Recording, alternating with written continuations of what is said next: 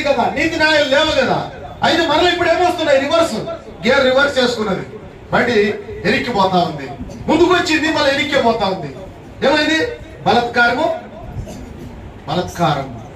దేవుడు నీతి న్యాయములు కావాలని కోరుతుంటే బలత్కారములు జరుగుతున్నవి. చూసారా? ఏమిటి బలత్కారము? చాలా మంది ఒకవేళ బలత్కారం చేస్తారేమో, రవిడీజం చేస్తారేమో, శారీరకంగా ప్రవర్తిస్తారేమో, సంఘములో దౌర్జన్యం చేస్తారేమో, సాగుని పైన, సంఘం నడిపించే నాయకుల పైన.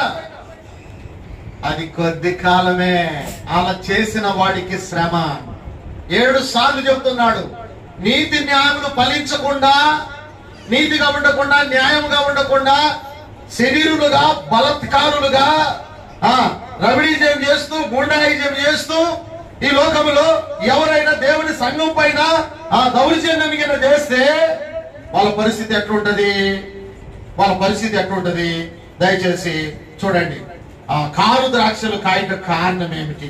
8వ వచనం చూడండి. యెషయా 35వ అధ్యాయంలో నుంచే నేను మాట్లాడుతున్నా. యెషయా 5వ అధ్యాయం నుంచి మాట్లాడుతున్నా. 5వ అధ్యాయంలో చూడండి.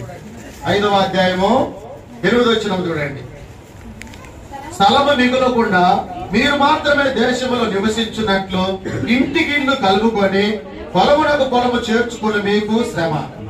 ఏ విధంగా దౌర్జన్యం చేస్తున్నారంట? ఏ విధంగా బలత్కారం చేస్తున్నారంట?